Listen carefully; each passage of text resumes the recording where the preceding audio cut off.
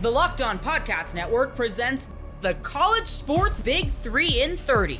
The three biggest stories in college sports. From our local experts at the Locked On Podcast Network. We bring you the real story. Why it matters, what's next, who wins the big game, and more, all in 30 minutes. The College Sports Big 3 in 30 starts now with the biggest story in college sports. You are Locked On Aggies, your daily podcast on the Texas A&M Aggies, part of the Locked On Podcast Network. Your team every day. Big news for Texas A&M over the weekend. They got a massive commitment, their first commitment for the 2027 class, four-star quarterback Jace Johnson. This guy is out of Lowndes High School in Valdosta, Georgia. He is ranked the number 3 quarterback in the nation, the number 61 quarterback nationally per the 24/7 Sports composite ranking.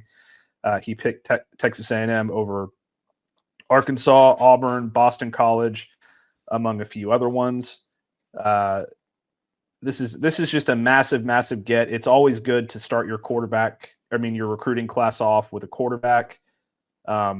They are kind of the guy that everybody flocks to during those classes. It helps attract receivers and running backs and offensive linemen, and they're usually very adept at leading the way in those throughout those recruiting battles. But just a huge get from Mike Elko and company. Not only are they crushing it on the 2026 trail, but now you move over to 2027 and they land one of the best quarterbacks in the country and just a physical freak in Jace Johnson. Yeah, we've talked about it on this show. There's been lots of focus on the 2026 class, but 2027 class, the work there doesn't stop at all. And this is, evident of that. They're continuing to, focus on the future. Not just next season after this, but even 2 seasons down the line. So, but the important thing is, especially in this age of recruiting, is that the recruitment does not stop whatsoever with Jace Johnson. A&M, the coaching staff, Mike Elko, they need to be all over this guy all the way leading up to signing day. I'm not saying that he's, not committed to the Aggies, just, long term, despite, verbally committing. But I just think that in this age of recruiting, there's going to be lots of deals thrown his way, especially as he continues to grow in high school. 2027 is still so far away, for him to actually arrive at College Station. So I just think that he's going to keep getting better. He's going to keep receiving tons of offers. He's already got tons of SEC offers. So, the verbal commitment is great, as we have seen many times with teams all around the country, A&M included. That only goes so far leading up to signing day. So I just think that it's a great step in the right direction, but the recruitment continues and it needs to be super strong moving forward, because you don't want a guy like this to even consider going somewhere else. But I think, once he does get to College Station, everything goes, the way we would hope, that he's going to be, the future at quarterback for A&M. I know you got Helaman Kasuga coming in next year, 2026 class, but I don't know. I just think Jace Johnson would really be the future there in College Station. We'll see how things work out, and it's still a long way down the line. But Andrew Ivins, director of scouting there at 24/7 Sports, says he's physically advanced as a quarterback. So that's pretty big compliment right there. It says a lot about what he could do as he continues to grow, because he's still a pretty young guy. So like I said, it just has to be something that A&M has to keep their foot on the pedal with in that recruitment, to make sure that he's all in on A&M for the next 2 seasons.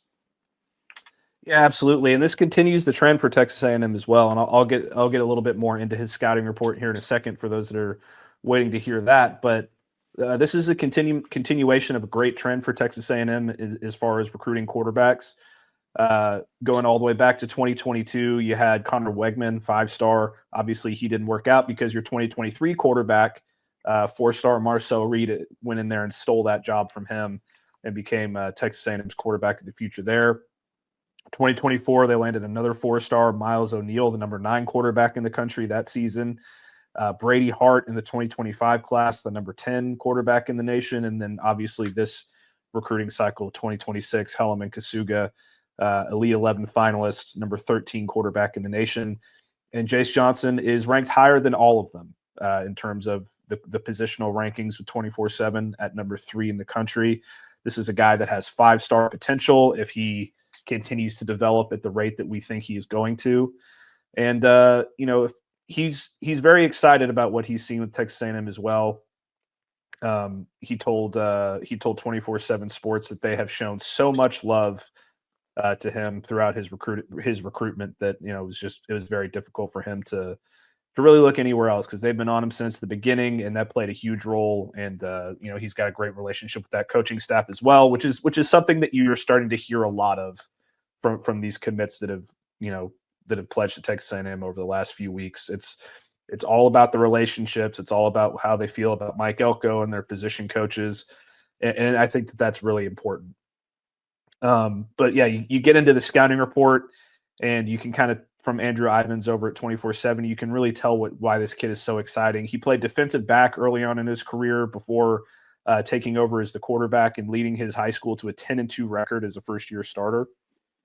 He needs to get more consistent with his ball placement, but he can generate easy torque and has flashy ability to make some high-level throws to the second and third levels. He also likes to utilize touch on deep passes and will try to layer the football all over the field and around defenders. And he can also extend plays with his dynamic movements in the pocket and can move the chains with RPOs with his contact balance. So, I mean, this is a guy that really has, you talk about baseball players being five-tool guys. If you're talking about a five-tool quarterback, it's accuracy, it's arm strength, it's awareness, it's footwork, and it's running ability. And he seems like he has all five of those things. So it's just a massive, massive pickup for Texas A&M. Yeah, it's really not too often you see a potential guy that's seen as, a future program leading quarterback be a former defensive back. So that's pretty unique there, and definitely gives him a different perspective, potentially from the secondary. I know just at the high school level, at the prep level, but, having that knowledge already as a guy having played in the secondary could potentially give him some advantages down the line as he continues to grow as a passer and stuff. And we talked about the physical gifts, him being a runner, but only 3 rushing touchdowns last season, on 79 attempts. So it's clear that he's not trying to over run and, use his legs too much, because that's not what you want. You want him to, keep himself safe, keep himself healthy for the long term, while still continuing to focus on, developing as a passer. He's still got a lot of room to grow, but all the tools are clearly there. So I like, that was what I liked when I was looking, over his profile here, is that the rushing wasn't, too much of an emphasis. I just liked that because, this guy's still pretty young. You don't want to have him just continue to run all the way through high school, and then he gets to college and, he's already kind of been banged up a little bit. So I like to see that. And I said Helaman Kasuga, could potentially, not be the future if this guy comes in. It's not a knock on Helaman Kasuga at all. This guy is obviously extremely talented as a passer. It just goes to show how highly Jace Johnson is viewed, that he could potentially knock him out of the, rotation, down the line. That's still a long way to go before we get to that point. But, I just think that it's healthy, especially for A&M, to have 2 really talented guys in that room headed into the future, that they can get, make each other better, maybe have an interesting future quarterback competition in College Station once Jace Johnson gets there. So we'll see what happens. Yeah, and this is a guy that's already 6'3", 210 pounds, heading into his junior year of high school. So he's one of those guys that could, really get up there as a big-bodied quarterback that, that is very difficult to find, in the SEC. It's not every day that a guy that has the potential to be 6 foot, 6'4", 6'5", 230 pounds by the time he's starting as a freshman, perhaps, or as a sophomore.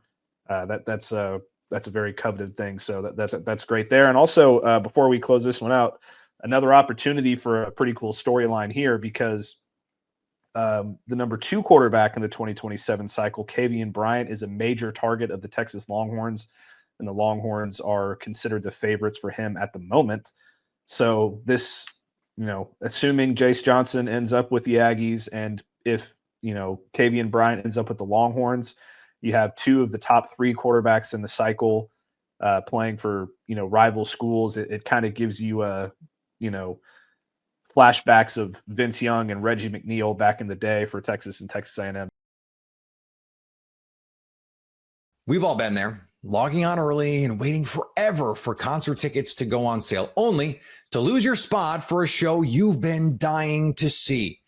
Live music should be about making memories, not dealing with the stress of ticket shopping. That's where Gametime comes in. Gametime makes getting concert tickets faster and easier than ever. Prices actually drop as it gets closer to showtime, and you can save up to 60% off with their killer last-minute deals. With Gametime, the price you see is the price you pay. No hidden fees. Take the guesswork out of buying concert and show tickets with Gametime. Download the Gametime app, create an account, and use code LOCKEDONNFL for $20 off your first purchase. Terms apply. Again, create an account and redeem code LOCKEDONNFL for $20 off. Download the Gametime app today. Last-minute tickets, the lowest price, guaranteed. You are Locked On Canes, your daily podcast on the Miami Hurricanes.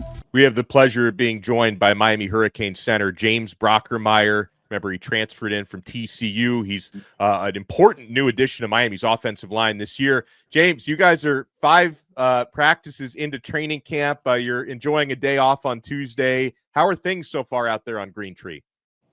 They've been going great. You know, it's always a challenge. You know, getting to camp with the schedule, and it's a lot of mental and physical burdens we're going through. But it's been awesome. It's fun to do hard stuff with good people, as Coach Dawson said the other day, and really enjoying it. And there's no place I'd rather be right now.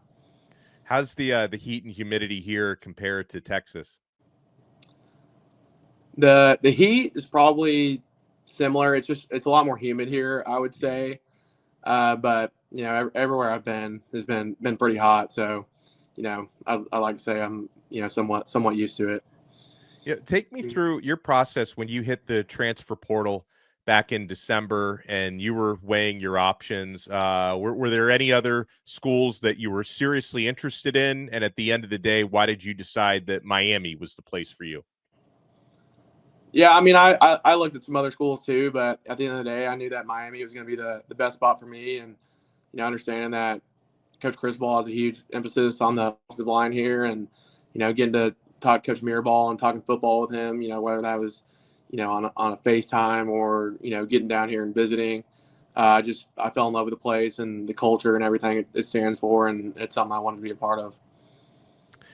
What's it like going through a practice with Alex Mirabal? Like, he seems, from what the media gets to see and when we talk to him, he seems incredibly animated and very hands-on. Yeah, I mean, that's pretty dead on. He's very animated. He's always juiced up. There's never a time where he doesn't feel like he wants to be out there. He's always very energetic, very passionate, and at the end of the day, he's very grateful to be in the position he's in, to have the impact he has on us. And we love working with him, and he loves pushing us to get the most out of us. How do you feel about these first 5 training camp practices that you guys have been through? And you went through spring and off-season workouts, so I know it's not like you just got here last week. But does it ramp up to another level in training camp? And can you talk to me about the intensity and the physicality out there so far? Yeah, I'd say when we practice, it's always very intense, very physical. So I mean, the practices are fairly similar so far to what they were in the spring. It's just there's more of them and a quicker time period, I guess you could say, because in the spring it's every other day, and then once you get into camp, you're going every day pretty much. But yeah, I mean, every time we're strapping up the pads, and you got to make sure your chin strap's on tight, and you're going to be hitting a lot, and it's going to be physical, and it's going to be hot, and that's what we're here for. When we're here to work, and that's what we're doing. When it's the O-line going up against the D-line in practice, who do you find yourself matching up with the most, and who are some of the guys who maybe give you the hardest time when you're going either one-on-one or O-line on D-line? Yeah, I mean, I get to go against a bunch of different guys. I mean, Justin Scott, Blay, and Moden, all those guys, made me bring my A game every time, and it's awesome to be able to go against such great players in practice. And at the end of the day, iron's going to sharpen iron, and I'm going to give them good looks, and they're going to give me good looks, and it's going to make us better players at the end of the day. And through that, we're going to have a better team because of it. Talk to me about your offensive line mates. A lot of experience in that group. Playing next to guys like Inez Cooper and Cece Maui Noah, who have been foundational for the past couple of seasons. Talk about them a little bit and kind of how tight-knit that offensive line is. Yeah, I mean, those two have been awesome. Since getting here, they were super welcoming to me. And, I got here and, learned the system. You can talk to coaches as much as you want, but, getting to work with the players that you're going to be playing with is, always going to be the most important thing, in my opinion. And, those guys welcoming me and, telling me, the way they do stuff and show me how they do it here. And, I've been able to come in and adapt to that. And it's been a really good thing for me. Does the offensive line, do you guys have any goals that you talk about and anything that you kind of internalize for the season coming up? Yeah, I think one of the main things we want to be is, the most physical group on the field every time we are there. And we want to do whatever it takes to, win football games for the Miami Hurricanes this year. So whether that's, get on the line and run the ball every single play of the game, or if we got to step back and let Carson make some throws this year, we're going to do whatever it takes to put the team in the best spot to be successful. So Carson Beck, you mentioned it, who like you is a transfer. You're both new to Miami. The quarterback center chemistry has to be something special. James, do you feel like you guys are developing that so far? Yeah, for sure. Especially since he's been able to get back on the field with us in fall camp. We got here at the same time, but I think this fall camp has been really important for us. Compared to spring, because he was injured in the spring, wasn't able to practice with us. I mean, we were with him, but obviously it's not going to be the same as compared to just talking about stuff rather than actually getting live reps and doing it. But Carson's awesome. I mean, we're locker buddies in the locker room, so we're always chopping it up and getting to know each other better. And he's been great. He's awesome and he's super smart. I'm really excited to play with him this year. Yeah, no doubt. What can you tell folks about, I've been able to catch some practices, and you mentioned he's fully healthy now. His arm looks great, and you can see him going through his progressions and also working with his teammates. Like, he seems to have the leadership as well. But to talk about his play style a little bit for, the fans who haven't seen him since he was at Georgia. Yeah, I mean, I think he can do a little bit of everything. I think one thing people don't notice is that he can run a little bit. He's a lot faster than I think people give him credit for, and he can get out and scramble and make plays. And obviously, our job as offensive lineman is to prevent him from scrambling as much. But at the end of the day, that's kind of how football works sometimes. But he's got super live arm, super strong arm. He's very smart, and he's really good at protecting himself too. As a quarterback, he can send us in certain directions, and he can read coverages, and he can see pressure indicators, and he can send us in the right direction to pick up certain looks. And he does a really good job of that. And I think it's something that not everyone will see and pick up on if you were just sitting on the couch watching a game at home or something like that. Now, for you guys on the offensive line, not only are you protecting the quarterback, but you're also opening up those running lanes, James. And I know it's something you take a lot of pride in, run blocking, and it's become, a tradition, especially since Coach Cristobal has been back and Mirabal has been here, for Miami to be a strong running team this year. Talk a little bit about the running backs you're blocking for. We got a bunch of guys well over 200 pounds, right? With Fletcher at 225, Marty Brown 220, Jordan Lyle is up over 200. Talk a little bit about what you see from these guys in practice. Yeah, I mean, all those guys are big, strong guys, but at the same time, they've got that gear where they can turn the jets on and go break one loose. And obviously they're really physically gifted, but I think the best thing about those guys, they all have really good vision, and they do a good job of setting blocks up so they can start one way and get a linebacker to commit a certain way, and then they can cut it back the other way, and they can make our jobs easier too, and set us up for success. And they're all really good in the passing game too, whether that's getting out and catching the ball or sitting back and scanning the field and looking for extra blitzers to pick up. They're all team guys, and they're all willing to do whatever it takes to help us win games. Ever wished managing your money felt easier? With Monarch Money, it can. Whether you're growing your savings or planning a big purchase, Monarch puts you in the driver's seat. It's like having your own personal CFO, giving you full visibility and control over your finances. Monarch Money is more than a budgeting app. It's a complete financial command center. You can track all your accounts, investments, and spending in one place. So in addition to managing your money, you're also building wealth. Take control of your finances with Monarch Money. Use code LOCKEDONNFL at monarchmoney.com for 50% off your first year. That's monarchmoney.com, code LOCKEDONNFL for half off your first year.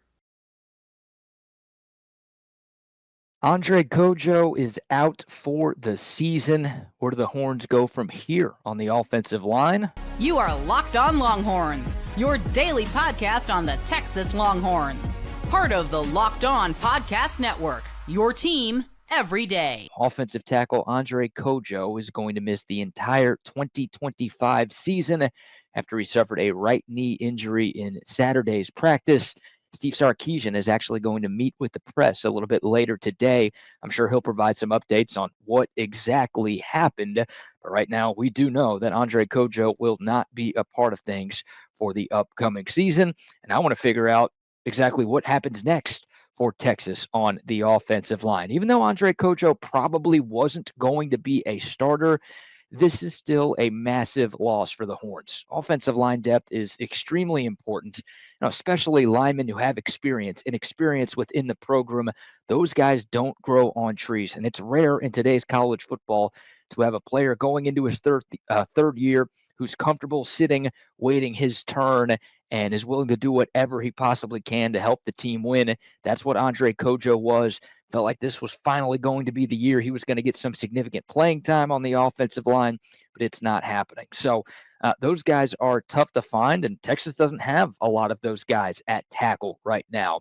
They've got a few on the interior of the offensive line with what they've got at center and guard, but at tackle, the only other player with more than one semester of college football experience is Jaden Chapman, a third-year guy who was cross-trained at both tackle and guard. So he hasn't even been a full-time tackle. At least he hasn't been yet.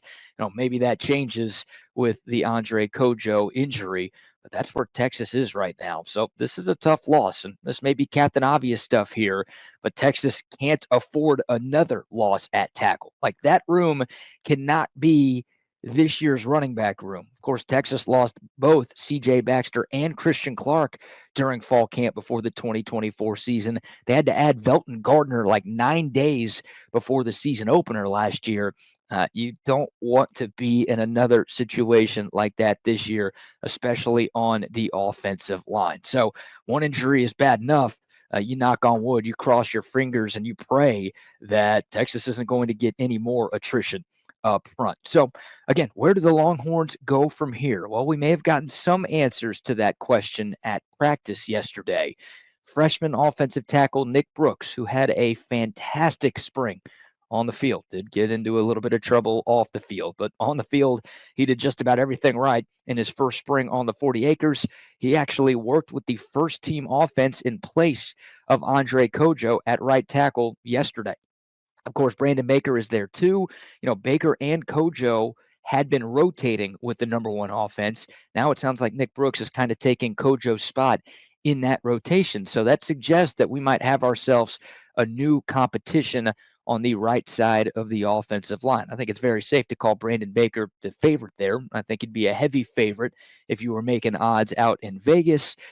After all, I did expect Brandon Baker to beat out Andre Kojo for that starting job at the right tackle position. I think most Texas fans did too, but the staff is clearly enamored, it's the word I'll use, with Nick Brooks. And his frame, the guy's 6'7", 350 pounds. What he did in the spring, what he did in the summer, the staff clearly feels like there is something there. 4-star recruit. He's got the size that you're looking for, has the strength that you're looking for, and he's got some serious upside. We've talked about him a couple of times being the potential backup to Trevor Gooseby at left tackle.